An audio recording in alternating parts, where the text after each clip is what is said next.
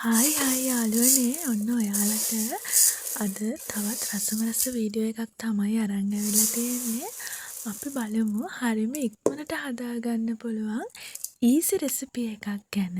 මුලින්ම මම ගත්ත නාඩුහල් කැටයක් විතර තමයි ගත්තේ.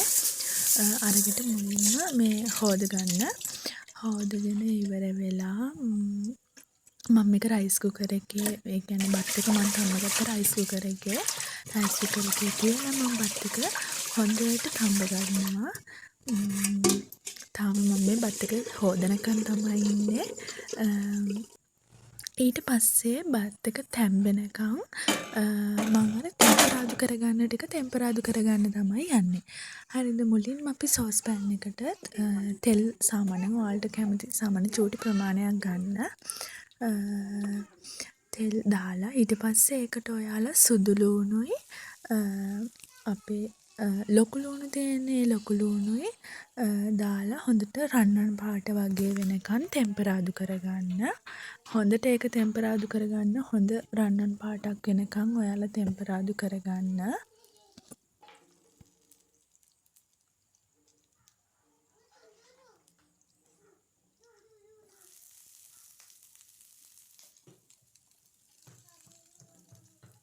ඊට පස්සේ යාළුවනේ ඔයාලට තියෙන්නේ අබ ටිකත් ඒකටම දාගන්න.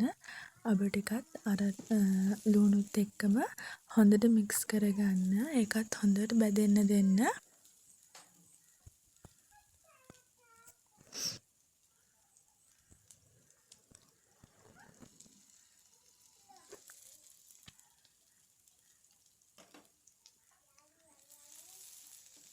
හරිම රසයි මේ බත් එක. ඔයාලට හරිම ඉක්මනට හදාගන්න පුළුවන් යාළුවනේ. මේක හදන්නේ අපි 3-5 වලින් 3-5 රයිස් එකක්. බලමු ඉතින් අපි මේක හදන්නේ කොහොමද කියලා. තව මේක බැදෙන්න මදි, චුට්ටක් මදි. හොඳට රන්වන් පාටක් වෙනකන් හොඳට බැද ගන්න. ඔන්න දැන් ලුණු එක හොඳට බැදගෙන තියෙන්නේ. හොඳ රන්වන් පාටක් වෙනකන් අපි ඒක බැදගත්තා. මේකට ඔයාලට තියෙන්නේ මිරිස් කුඩු. මිරිස් කුඩුයි 3-5යි කහ කුඩුයි විතරයි අපි මේකට දාන්නේ. මිරිස් කුඩු චුට්ටක් දාන 3-5යි කහ කුඩුයි දාලා තමයි අපි මේ රයිස් එක හදාගන්නේ. දාලා හොඳට ඒ කියන්නේ මිරිස් ටික හොඳට මේ බැදෙන්න දෙන්න. හොඳට මේක බැදෙන්න දුන්නාට පස්සේ මේකට මම කිසිම රසකාරක දෙයක් දාන්නේ නැහැ. තනිකරම 3-5 බත් එකක්. ඊට පස්සේ මේක හොඳට බැදෙන්න දෙන්න. ඔයාලට පේනවා ඇති මේක දැන් හොඳට බැදීගෙන එන ගමන් තියෙන්නේ.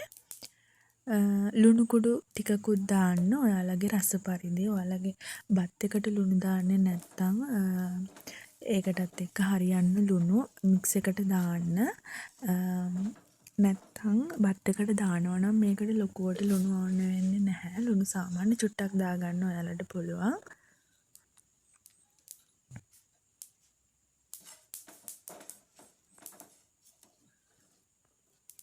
අනිවාර්යෙන් මතක තියාගන්න ඔයාලා මේක හොඳට කලවම් කරගන්න ඕනේ. මොකද හොඳට මිරිස් එක බැදුනාම තමයි මේකේ රස වැඩි වෙන්නේ. දැන් ඔන්න අපි මේකට බත් එක දාගෙන තියෙන්නේ. බත් එක ඇත්තටම කිව්වොත් මේ සෝස් පෑන් එකේ මට චුට්ටක් ඉඩ මදි. ඒ වුණාට ඉතින් කොහොම හරි කලවම් කරගන්නවා. මේක වෙනම දාගෙන ඔයාලට කලවම් කරගන්නත් පුළුවන්. එහෙම ප්‍රශ්නයක් වෙන්නේ නැහැ. මං ඉතින් කොහොම හරි මේක දැන් මේකෙම කලවම් කරගන්නවා. ඉතින් ඔයාලත් අනිවාර්යෙන් මේක try කරලා බලන්න. මේකට බිත්තර කැමති නම් ඔයාලට ඒ වගේ දෙයක් එහෙම use කරන්න පුළුවන්. මම මේක තනිකරම මේ 3-5 වලින් විතරයි හැදුවේ. කිසිම දෙයක් දැම්මේ නැහැ. කිසිම රසකාරයක් කිසිම දෙයක් දැම්මේ නැහැ. ඔයාලට මේකට කරපිංචා වගේ බත් එක හදද්දි දාන්න පුළුවන්. මම මේකට මේකේ සාමාන්‍ය රස චුට්ටක් වැඩි කරගන්න අවසානෙට මම ඔයාලට පෙන්නන්නම්. රස චුට්ටක් වැඩි කරගන්න මම දාගන්නවා මේකට ලීක්ස් තියෙන හින්දා ලීක්ස් චුට්ටකුත් මම මේකේ රස චුට්ටක් වැඩි කරගන්න. මොකද කිසිම රසකාරකයක් නැති හින්දා රස චුට්ටක් ඔයාලට වැඩි කරගන්න පුළුවන්. මම අනිත් එක ගෙදර එළවලුත් තිබ්බා ලීක්සුත් තිබ්බ හින්දා මම චුට්ටක් ඒකේ රස වැඩි කරගන්න ලීක්ස් ටිකක් උඩින් දාගත්තා. රසයි ගොඩාක් රසයි මේ බත් එක. ඔයාලා අනිවාර්යෙන් try කරලා බලන්න. මේකට මේ තව හොඳයි සුදු ලූණු මම දැම්මා. සුදු ලූණු ඔයාලා වැඩිපුර දාන්න. සුදු ලූණු දාන තරමට රහ වැඩි. ඒ වගේම මේකට මේ ඉඟුරුත් තියෙනවා නම් ඉඟුරු කෑල්ලකුත් දාගන්න. එතකොට ඒ සුවඳත් එක්ක හරිම රසක් මාරම රසක් එන්නේ. මොකද මේකේ අපි මේක මේ හදලා තියෙන රසකාරක මුකුත් නැතුව මස් මාළු කිසිම දෙයක් නැතුව තනිකරම ඔයාලට 3-5 බත් එකක්. ඒ කියන්නේ ලූණු සුදු ලූණු ඒවත් එක්කම 3-5 බත් එකක්. ඔයාලා මේක try කරලා බලන්න. හරිම ලේසි මේකට ලොකු දේවල් ඕන වෙන්නේ නැහැ. හරිම ඉක්මනට හරිම ලේසියෙන් හදාගන්න පුළුවන් රස බත් එකක්. ඉතින් යාළුවනේ ඔයාලත් මේක අනිවාර්යෙන් try කරලා බලන්න. මගේ YouTube channel එකට අලුත් කෙනෙක් නම් මගේ ශාහ vlogs කියන YouTube channel එක subscribe කරන්න අමතක කරන්න එපා යාළුවනේ. එහෙනම් මං අදට ගිහිල්ලා එන්නම්. ඔයාලා හැමෝටම තෙරුවන් සරණයි. bye bye.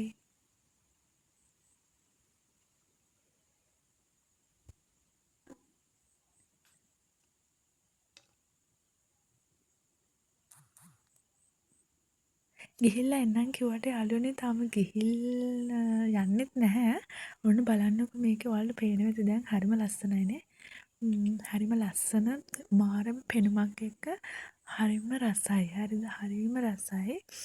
ලීක්ස් ටික මම ගොඩාක් අර මේ වෙන්න දුන්නේ නැහැ. ඕකේ බත් එකේ රස්නේටමයි ඒ කියන්නේ සාමාන්‍ය චුට්ටක් තැම්බෙන්න දීලා තියෙන්නේ. හරිම රසයි යාළුවනේ. ඔයාලා try කරලා බලන්න. ගොඩක් ආසයි. මොකද හරිම ඉක්මනට හදාගන්න පුළුවන් බත් එකක්නේ. අනිවාර්යෙන් try කරලා බලන්න. bye bye. එහෙනම් මං ඔන්න දැන් ඇත්තටම යනවා. bye bye.